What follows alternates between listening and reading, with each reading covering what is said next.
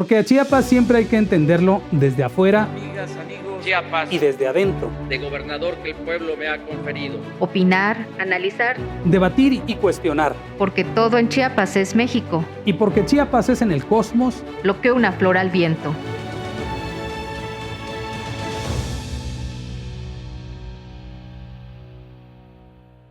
Amigas y amigos, bienvenidos a este espacio nuevamente. Hoy tenemos un invitado muy especial, el doctor Osvaldo Chacón Rojas. Él es el presidente del Instituto de Elecciones y Participación Ciudadana del Estado de Chiapas y también es el presidente de la AIEF, que es la Asociación de Institutos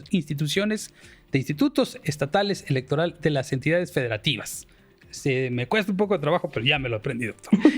Y saludo también con mucho gusto a mi querida amiga y colega Madeline Villafuerte. ¿Cómo están? Me dan mucho gusto saludarlos a ambos. ¿Cómo están? Muchísimas gracias, Amado. Aquí saludándolos, doctor, muy buenas tardes. Hola, Madeline, hola, Amado. Como siempre, es un gusto saludarles. Oye, doctor, te queremos hacer varias preguntas en torno básicamente a lo que a la ciudadanía más le importa sobre este proceso electoral, que nos han manifestado incluso en algunos de los programas previos. Y la primera y la más importante, creo que es para generarle confianza a la gente, es en términos sanitarios y en términos logísticos, ¿qué diferencias sustanciales hay entre esta elección que vamos a tener el 6 de junio y las anteriores? Es decir, ¿con qué se va a encontrar la gente cuando vaya a una casilla? Háblanos de la casilla única, de las medidas sanitarias, de los convenios que tienen, de todas estas cosas. ¿Qué cosa es lo que vamos a ver? Bueno, hay que decir, Amado, que la logística de las elecciones en México tiene una eficacia que está probada, incluso reconocida internacionalmente, y esa logística no va a cambiar. El ingrediente más importante de esa logística es que es la ciudadanía la quien opera y organiza la elección. En el estado de Chiapas hay más de 50,000 ciudadanos y ciudadanas, ¿no?, que han sido convocados y que van a participar para estar en las casillas como funcionarios, recibir los votos, contarlos, llenar las actas correspondientes. Eso es muy importante, que la ciudadanía lo sepa. Ese trabajo lo hace la gente, lo hacen nuestros vecinos, no lo hace el gobierno, no lo hace un partido, no lo hace gente que esté vinculada a un candidato, ni siquiera lo hacen los funcionarios adscritos al IEPC o al INE. Son nuestros vecinos quienes hacen esa chamba, ¿no? Entonces, esa logística que descansa en la ciudadanización de la organización de nuestros comicios se mantiene. ¿Cuáles son los cambios importantes? Pues están relacionados a la pandemia, ¿verdad? Es evidente que para poder hacer elecciones en este contexto de amenaza y de riesgo a nuestras vidas y nuestra salud, pues tuvieron que hacerse algunas adecuaciones. Dentro de las más importantes, Amado, las casillas sí se van a instalar de manera tradicional. Hay quienes pensaban que podíamos transitar un modelo de casillas electrónicas. No hubieron condiciones materiales para hacer eso posible en esta elección, ¿no? Vamos con casillas tradicionales, pero las vamos a ubicar en lugares al aire libre, ¿no?, que estén ventiladas y que entonces no expongamos a nadie, ¿no? Dos, las mesas donde están colocados los materiales y donde están los funcionarios electorales de la casilla son más amplias. Tienen medidas más amplias para poder garantizar la sana distancia, ¿no?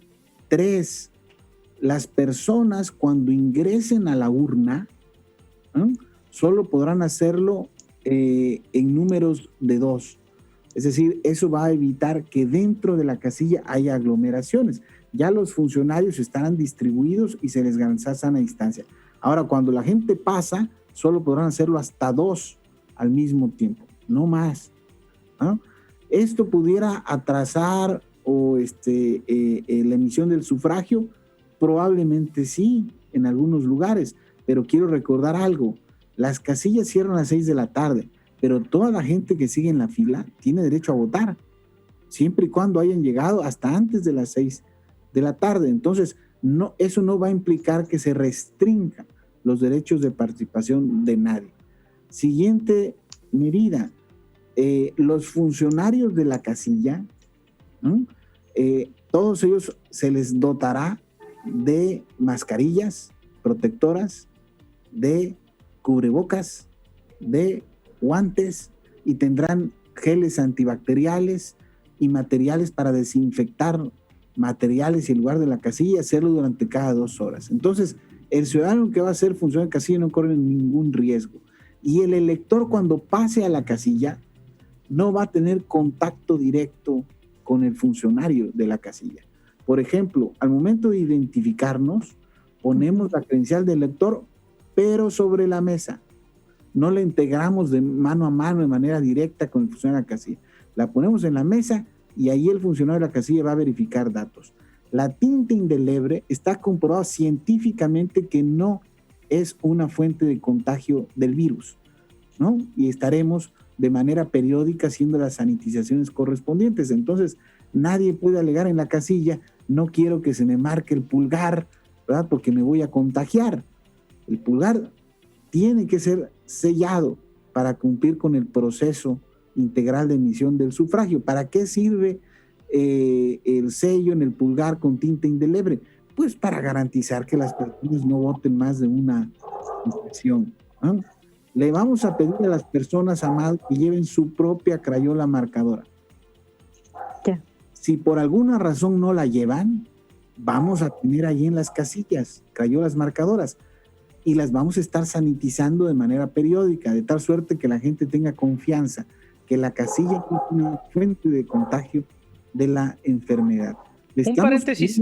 Sí. Un paréntesis ahí, doctor, porque esa es una de las dudas que nos han manifestado. Es decir, ¿tiene que ser una crayola? ¿Puedo llevar mi pluma, un lápiz? ¿Qué cosa es lo que está autorizado para llevar? No importa el color, ¿cómo se va a sancionar eso? Porque la gente también dice, oye, y si llevo mi pluma fuente, mi bolígrafo y cruzo por quien quiero, ¿va a valer o no va a valer? Eso me parece relevante Hay enfatizar. algunas recomendaciones, tienen que ser tinta pues que no se pueda borrar, por lo tanto no se pueden usar lápices para garantizar la seguridad de la emisión del sufragio, ¿verdad? Fuera de ello, de preferencia que sea tinta negra, ¿no? Pero si no es así, lo más importante es que no se pueda alterar, que no se pueda borrar. Eso es lo que estamos pidiendo, ¿no? Insisto, si alguien no lo lleva, nosotros tendremos en las casillas y ahí les facilitaremos, ¿no? Entonces, otro aspecto muy importante, para entrar a la casilla, el cubrebocas es obligatorio. Le vamos a pedir a los electores que lleven su propio cubreboca. Si alguien por alguna razón no lo lleva, le vamos a propiciar uno. Lo que no se vale, lo que no está permitido, es que alguien al momento de entrar a las casillas, aunque le proporcionen un cubreboca, diga, no me lo quiero poner porque yo no creo en esto, porque yo creo en otras cosas, ¿no? En los astros del universo, no sé en qué cosas, ¿verdad? Y entonces no me pongo el cubrebocas. A ver, si alguien asume esa actitud y decide no ponerse el cubrebocas para entrar a la casilla, el presidente de la casilla tiene facultades para impedirle la emisión de sufragio. Es el único escenario en el cual el presidente de la casilla le va a poder impedir a alguien que vote, ¿ah? Estamos confiando que eso no va a suceder, que tenemos una ciudadanía responsable. Si a alguien no le gusta ponerse el cubrebocas, perfecto, pero en ese momento es obligatorio, está establecido en el lineamiento y los funcionarios de la casilla tienen la responsabilidad de hacer valer y que se cumpla esta disposición. Ahora, le vamos a pedir a la gente también, Madeleine, que no llegue con familiares, ¿no? ¿Verdad? De preferencia, pues que lleguen solos, mucho menos con menores de edad, a efecto de tener grandes concentraciones o tener personas de más en fila. De todas formas, en las filas van a haber señalizaciones en el piso, marcando la sana distancia, y vamos a tener a un funcionario de la casilla que va a estar verificando que la gente cumpla con el protocolo de la sana distancia. Aún así, necesitamos, pues, de que la gente actúe con mucha responsabilidad, pero las condiciones están más que dadas para que la gente pueda salir a votar con confianza el 6 de junio, con la seguridad que la casilla no es un riesgo de contagio de la enfermedad. Antes de pasar con Madeline para su pregunta, nada más déjame puntualizar una cosa en este sentido, doctor.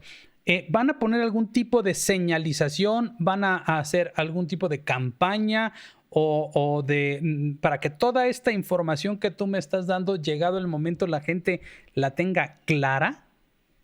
Sí, y justamente hace unos días tuvimos una reunión, el INE y los 32 OPLES del país, para coordinar esfuerzos en materia de comunicación de estas medidas sanitarias. Entonces sí, la ciudadanía pues podrá observar en los próximos días la puesta en marcha de esta estrategia para estar comunicando estas medidas sanitarias.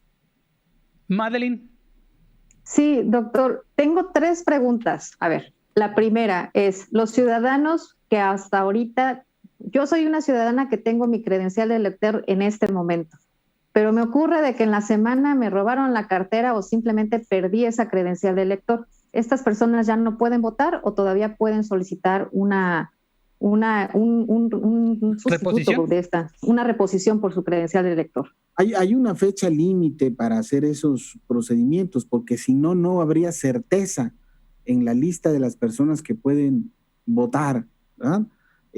Ahora bien, también pueden vía jurisdiccional obtener algún fallo que obliga a la emisión de esa credencial. Entonces, la lista va a ser publicada, la definitiva, ya en los próximos días, y quien no tenga su credencial de votar, pues no podrá participar, a menos que haya un fallo judicial.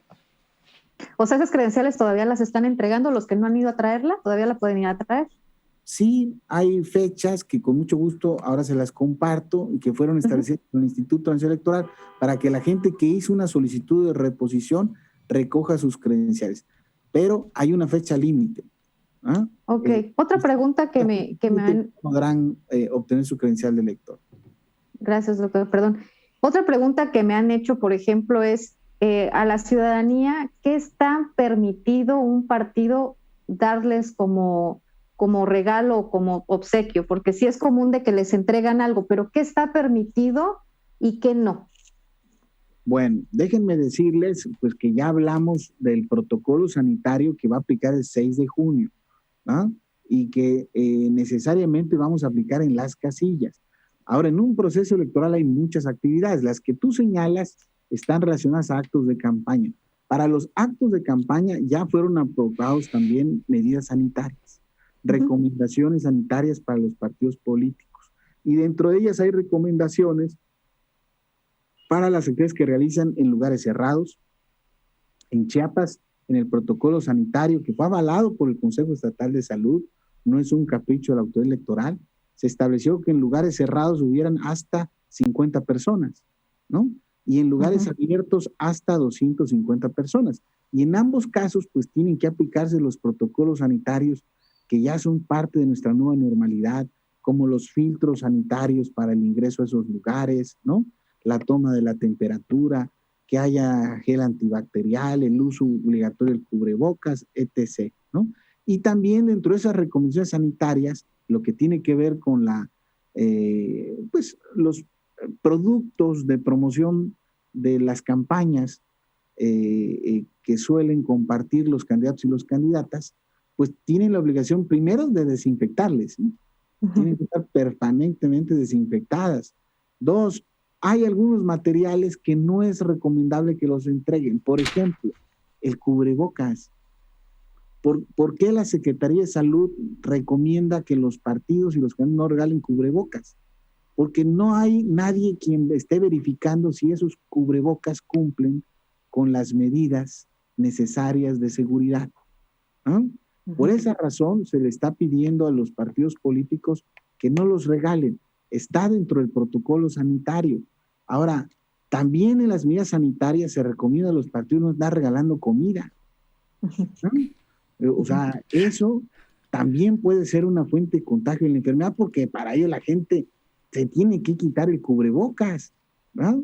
Entonces, eso hay que evitarlo. También si van a ir a un domicilio, no le podemos prohibir a los candidatos que en campaña pues lleguen a tu domicilio y lleguen a hablar de sus propuestas y ofertas políticas, pero tendrán que respetar las medidas de sana distancia, ¿verdad? De preferencia no estar entregando documentos de papel, que no hay intercambio directo con los electores, ¿verdad? El uso permanente del cubrebocas, ¿no? En el caso de los debates, pues vamos a tratar que preferentemente sean virtuales. Aprovechando las nuevas tecnologías. Y si se llevan a cabo algunos presenciales, pues vamos a intentar que también cumplan con los protocolos sanitarios, ¿no?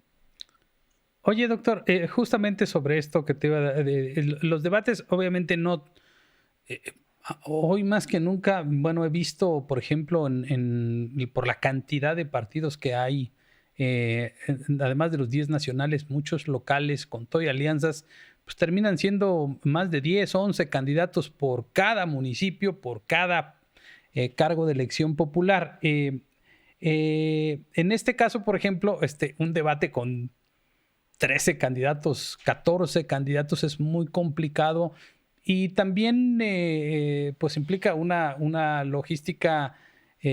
¿Quién tiene la responsabilidad de esa logística en esos términos?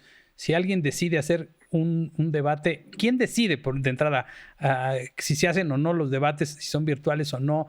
Y quién establece las medidas sanitarias. Yo recuerdo el asunto de los candidatos a gobernador, que me tocó moderar aquella vez que me invitaron, y bueno, ahí hasta sana distancia teníamos, ¿verdad? Pero no había ni... y todo estaba muy ordenado, pero obviamente no es así con tantos cargos de elección popular. ¿Cómo es esto? ¿Quién decide quiénes van a debate y quiénes no? ¿O cómo es el asunto? Mira, ya hay lineamientos para la organización de debates que fueron aprobados por la autoridad electoral. Y entonces, quien aspire a organizar debates entre candidatos tendrá que sujetarse y respetar estos lineamientos. De entrada, nosotros los estamos promoviendo, Amado, ¿no? Los debates son fundamentales en las campañas. Hay muchas formas, maneras como los candidatos, las candidatas pueden posicionarse durante las campañas. Hay mítines, hay reuniones, hay encuentros, hay propaganda fija, tienen sus spots en radio y tele, pero realmente el debate permite el contraste, ¿no? Entre ofertas, propuestas, historias de vida, entre quienes aspiran a gobernarnos. Entonces, juegan un papel muy importante los debates en la promoción del voto informado, que la gente conozca más y mejor a sus candidatos y no llegue a la urna a ciegas. Entonces, nosotros lo estamos promoviendo. Le hemos pedido a todos nuestros consejos electorales municipales y distritales que promuevan la organización de estos debates. Cuando haya consensos entre los candidatos y candidatas, nosotros vamos a organizar esos debates. Y estamos tratando por el COVID, ¿no? Y ante el número de candidatos y candidatas que sean virtuales. Esto funcionó muy bien, por ejemplo, en las pasadas elecciones de Coahuila, Amado, ya en tiempos de COVID, ¿no? Aún así dejamos abierta la posibilidad que pudieran haber algunos debates presenciales, pero se tienen que sujetar al protocolo sanitario, por ejemplo, es sin público, ¿verdad? Sí, claro. Y en un espacio, en un lugar donde pueda garantizarse la sana distancia. Nosotros vamos a valorar si por lo menos en las ciudades más grandes del estado hacemos algunas presenciales, y si no, estaremos promoviendo los debates a través de las plataformas digitales. Ya tenemos por ahí una propuesta, una invitación de varias cámaras empresariales para sumarse a la organización de debates, y qué bueno, eso es sano y los vamos a apoyar. Sí, aquí el riesgo, doctor, es que a veces, como ocurre en la mayoría de las veces, pues imagínate 13 candidatos y cada quien lleva su porra, porque si estás como, digamos, condicionado por las circunstancias de hacerlo en un lugar abierto, pues ¿cómo detienes a la gente si vienen en montón? Esos son los riesgos en los que hay que pensar también en estos procesos de organización, ¿no? Sí, por eso preferentemente pues vamos a tratar de que los debates sean virtuales, ¿no? Para no generar incentivos a este tipo de situaciones, ¿no? Madeline, ¿tienes otra pregunta? Sí, por ejemplo, si algún partido o algún candidato en específico no cumple con estas reglas sanitarias en cuanto a las reuniones que hace o a los mítines, y lo hace sin medidas, ¿van a aplicar sanciones? Miren, por supuesto que en Chiapas está vigente la Ley General de Salud, Y si algunas de esas actividades violentan la Ley General de Salud, pues son esas las autoridades competentes para iniciar los procedimientos sancionatorios que correspondan. Nosotros como autoridad electoral no tenemos facultades para sancionar a alguien que violente los protocolos sanitarios. Recordemos que, por ejemplo, en Chiapas es de los estados, como en la mayoría del país, donde no se establecieron sanciones por no portar el cubrebocas, por ejemplo. Pero hay estados de la República que sí, ¿no? Nuestro no. Entonces, aquí no tenemos esas herramientas para sancionar nosotros a quien violente esas determinaciones.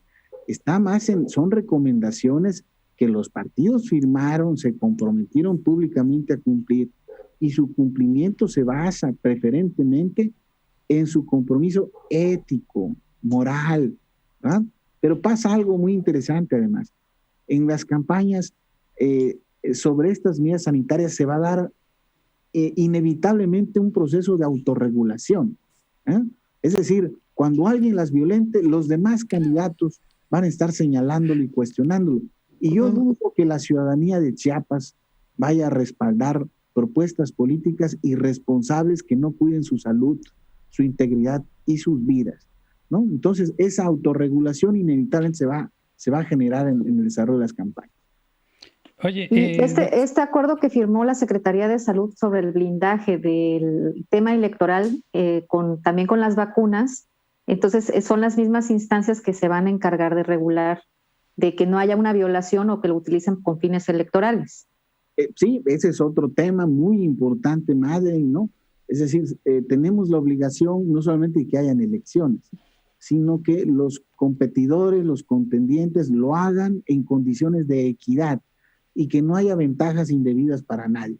Entonces, la Constitución mexicana establece reglas de imparcialidad, de neutralidad de los gobiernos, no pueden intrometerse a pesar de que cuesta trabajo entender todos los días. Esta regla está en la Constitución, no pueden intrometerse los gobiernos en los procesos electorales, no pueden utilizarse recursos públicos, programas de gobierno, principalmente tan esencial como es el de las vacunas para cuidarnos de esta pandemia, ¿no? No pueden dejar de entregarse a la ciudadanía, ¿no?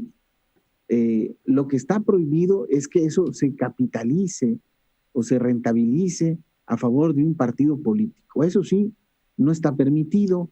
Cuando aquí en redes sociales han circulado denuncias, se han iniciado los procedimientos correspondientes y como eso es un delito electoral, se ha dado vista a la Fiscalía Electoral del Estado. En días pasados firmamos un acuerdo de blindaje electoral para coordinarnos mejor entre las instituciones. Pues nosotros que estamos metidos en el día a día y recibimos las quejas, ¿no? ¿verdad? El INE, que es el competente para fiscalizar todas las campañas, no solo las federales, también las locales, ¿no? Y si no, vean el caso ahorita de algunos estados de la República. Y las fiscalías, que son las competentes para sancionar porque se tratan de delitos. Y también participó la UIF. ¿Por qué participa la UIF?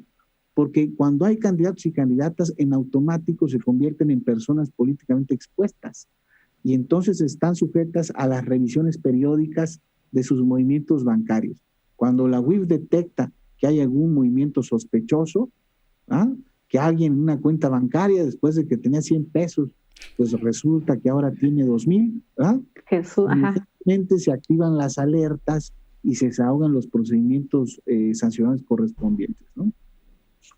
Oye, doctor, justamente ayer el Instituto de Elecciones y Participación Ciudadana emitió un comunicado de prensa en donde da a conocer pues los resultados de las 12,000 candidaturas para los puestos de elección popular en lo local, y me llamó la atención una cuestión que pues es una duda particular que he tratado de resolver. Espero que lo haya hecho bien, pero me gustaría que me puntualizaras el asunto de en términos constitucionales la autoadscripción no requiere más que decir yo soy indígena, pero en términos electorales requiere de otros válgase la redundancia, necesita otros requisitos, ¿no?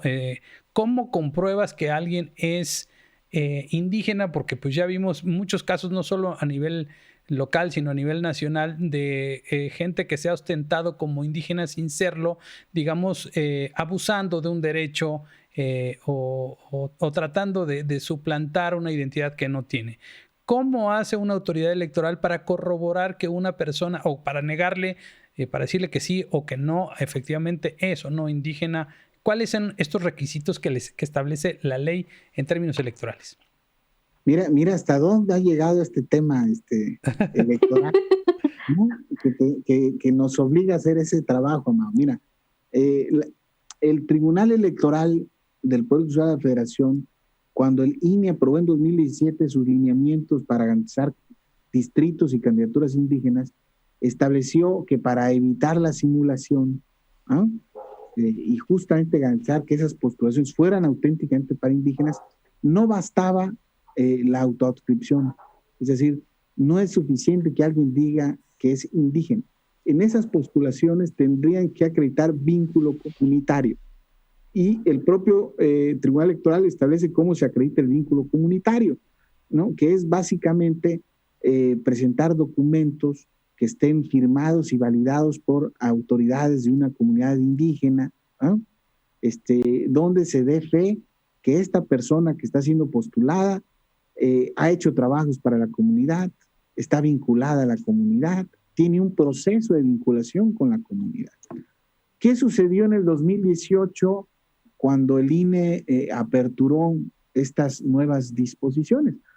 Pues que hubieron casos que fueron muy mediáticos y controversiales, llegaron a los tribunales y muchos grupos indígenas quedaron molestos, ¿no? Porque personas supuestamente no indígenas presentaron documentos y esos documentos en su momento fueron validados por la autoridad electoral y por los tribunales electorales. ¿Qué se hizo ahora en el 2021? ¿No? Frente a esa situación, se tomó la decisión, tanto el INE como los OPLES, que garantizamos candidaturas indígenas, de instruir a nuestro personal a que fuera con esas supuestas autoridades comunitarias que firmaron las actas y verificara con ellos si esas actas son reales o son fakes, son simuladas, fraudulentas. ¿Qué pasó en la experiencia del INE? Bueno, hubieron casos exitosos donde sus funcionarios fueron y se dieron cuenta pues que esos documentos eran apócrifos. Ahí está el famoso caso del Mijis. Sí, claro, ¿no? Sí. ¿No? Por eso le niegan la candidatura, porque el señor presenta documentos de vinculación comunitaria que luego cuando se fueron a verificar a campo pues eran falsos. Ahora, ¿qué pasa en nuestro estado? ¿No? En las candidaturas federales. Pues el INE hizo exactamente lo mismo, hizo su chamba. Fue a las comunidades y preguntó, pero aquí, en esas postulaciones controversiales, por llamarlas de alguna manera, aquí las comunidades dijeron, sí, yo lo firmé. Y con eso dieron el aval del vínculo comunitario. Frente a la experiencia que vivió el INE, ¿no?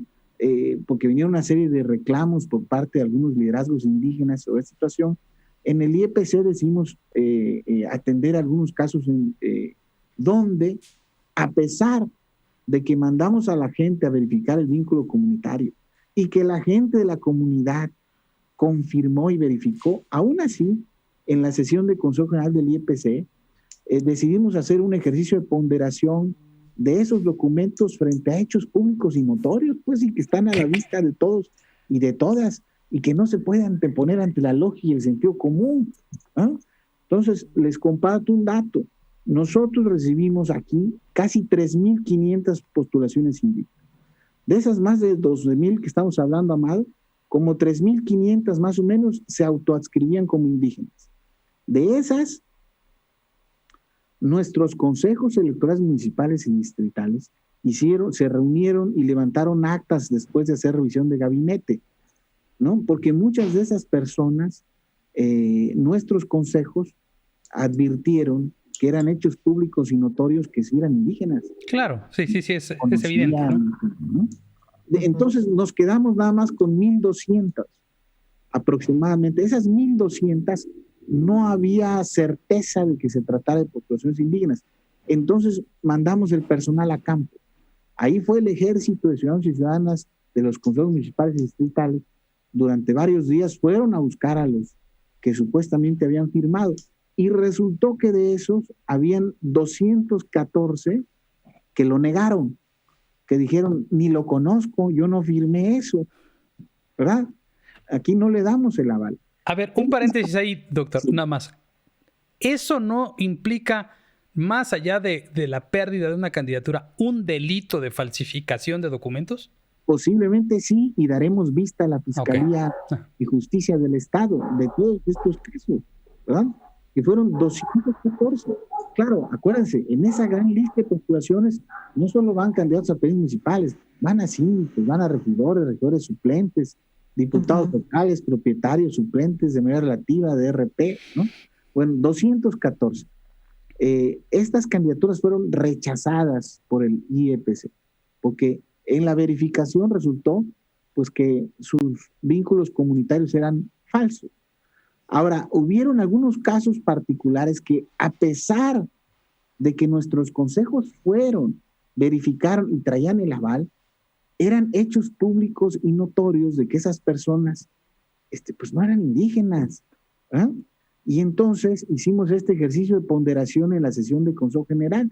Por ejemplo, el caso de una persona que iba en el número 1 de la lista de representación proporcional del PRI. ¿Ah? Nosotros establecimos en el límite de candidaturas que en una de las 3 primeras fórmulas de representación proporcional de cada partido debería ser fórmula indígena. Es la mejor manera de garantizar, ¿no?, que haya una mayor representación política en el Congreso local. Pero en este partido había una persona pública, porque se dio legisladora, ¿verdad?, que uno pudiera advertir pues que no lo era. Y frente a estos hechos notorios hicimos ese ejercicio de ponderación. Encontramos, por ejemplo, que esta persona en el 2015 fue candidata, ganó una elección y no se autoadscribió como indígena.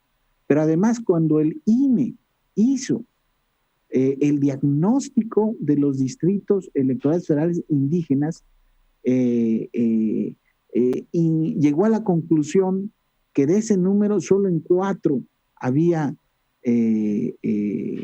diputados indígenas, y no incluía el distrito electoral federal del cual esta persona era diputada. Y encontramos además diversas evidencias pues para acreditar como hecho público y notorio que no lo era. Por eso, a pesar de que presentó documentos que avalaban el vínculo comunitario, nosotros atajamos ese balón y determinamos que esa candidatura no era procedente y la rechazamos. Se nos presentó el mismo caso con otra candidata, esta de mayoría relativa, postulada por Morena en San Cristóbal de las Casas. Esta persona también encontramos hechos públicos y notorios pues, que no permitían acreditar de que es indígena, pero además presentaba documentos de vinculación comunitaria en 2018 también para una diputación federal firmado por una comunidad de Abasolo en Ocosingo que es celtal, y para esta elección presentaba documentos firmados por una comunidad de San Cristóbal de las Casas que es Tzotzil. Ahora, ¿por qué esa candidatura sí fue procedente? Porque el partido político en la sesión advirtió que no necesitaba postular candidatura indígena en ese distrito. Es decir, lo explico de esta manera. Le quitó la autoadscripción. Le quitó la autoadscripción. A nivel federal, el INE sí estableció un número de distritos indígenas, y en esos distritos solo puede haber postulaciones indígenas, ¿no? Pero a nivel local, la ley, no el IEPC, la ley establece otra cosa. Establece que en distritos y municipios de mayoría de población indígena, los partidos solo tienen la obligación de presentar candidaturas indígenas al menos en la mitad. Y son 9 distritos electorales locales indígenas en Chiapas, 9 de los 24. De esos 9, los partidos tienen la obligación de postular al menos el 5. Morena lo que argumentó en la sesión es, yo ya tengo 6, ¿verdad? No necesito postular, no necesito una postulación indígena en San Cristóbal de las Casas. ¿Para qué lo hicieron? O sea, ¿no? Ahora, como bien señalabas, Amado, pues todos esos expedientes, pues ahora pues ya será trabajo de la Fiscalía General de Justicia determinarlo conducente, ¿no? Es que fíjate que sí, para que no haya un incentivo perverso, porque vamos a lo siguiente también, doctor. Esto que está haciendo en los consejos distritales el Instituto de Elecciones y Participación Ciudadana de mandar a la gente a verificar implica viáticos, gastos, gasolinas, movimientos, implica un montón de cosas que van a cargo de quienes votamos. Entonces nosotros estamos patrocinando las trampas de alguien que quiere simular cosas.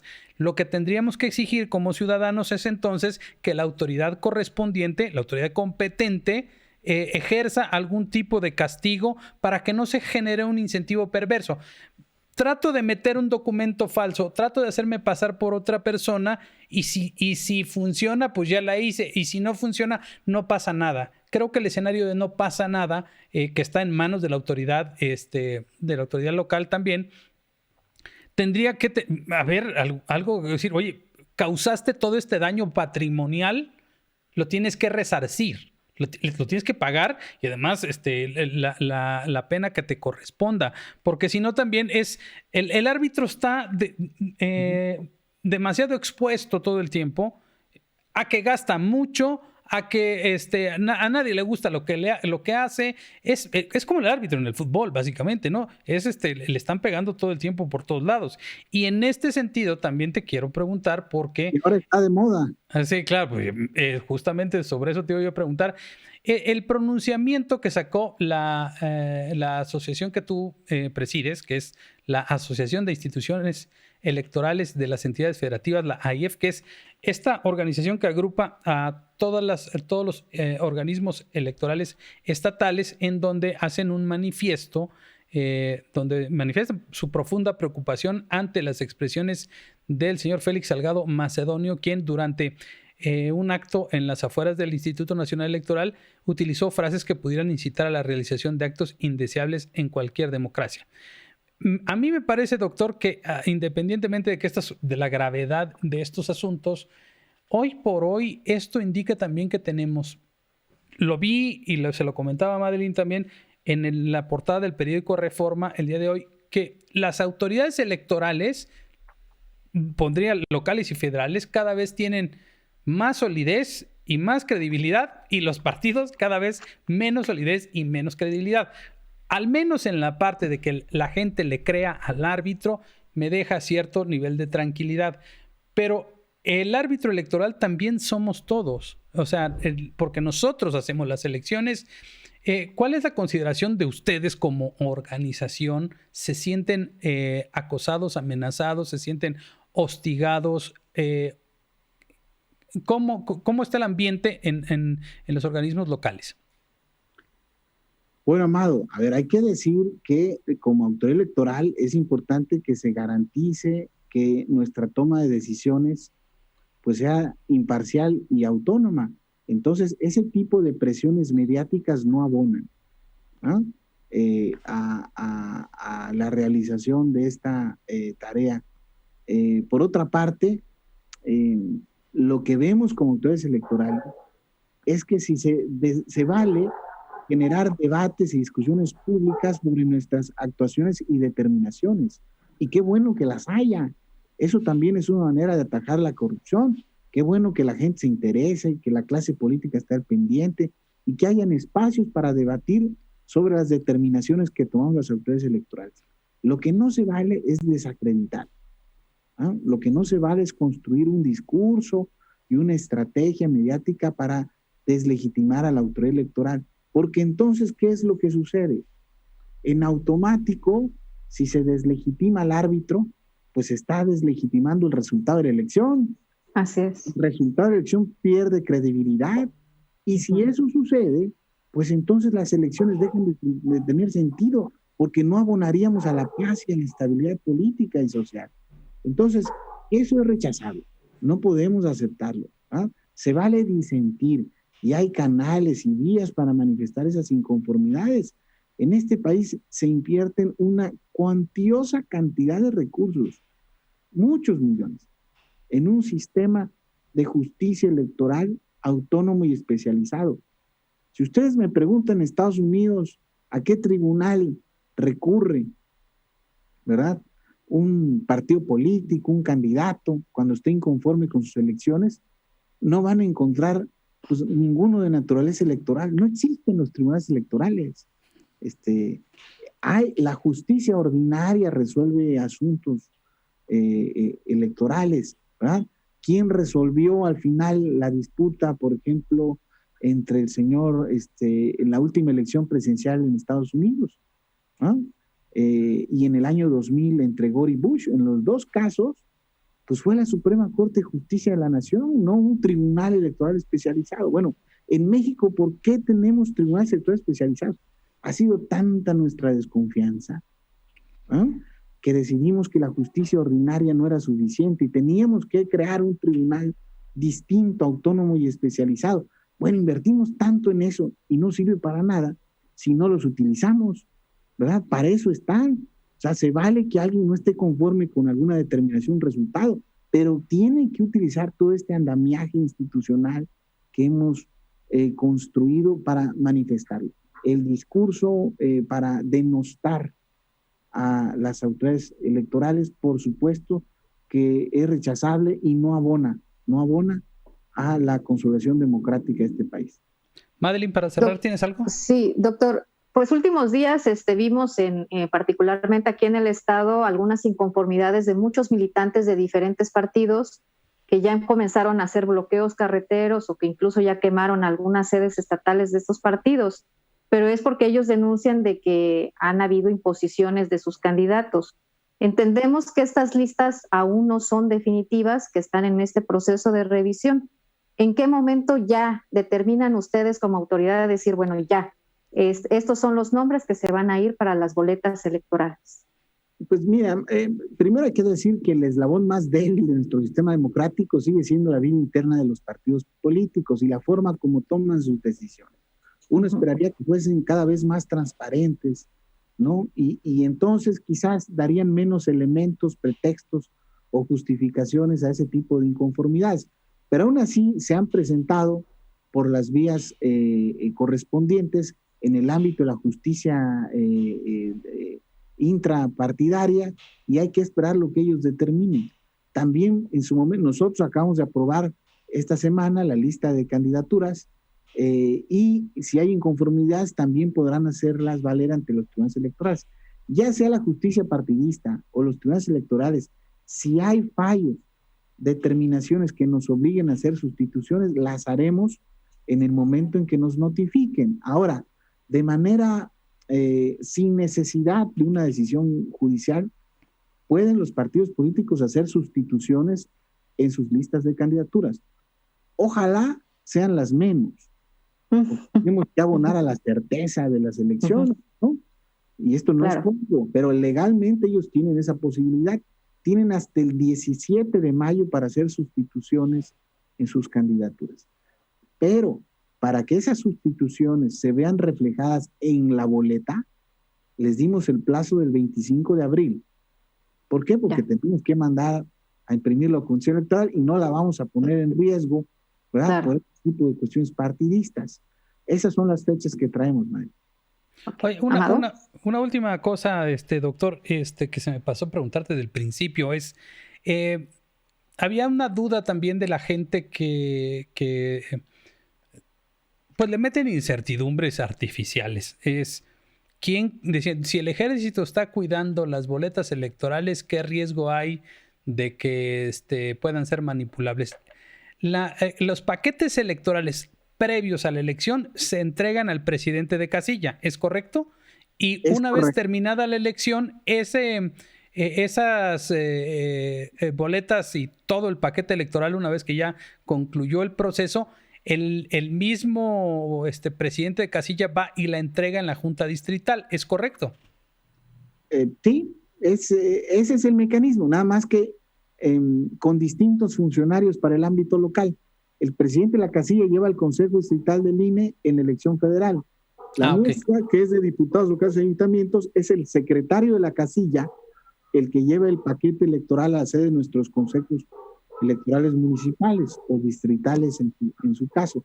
Y ahí quedan a resguardo esos paquetes en la sede del Consejo hasta el miércoles que se lleva a cabo las sesiones de cómputos de resultados definitivos. Ok,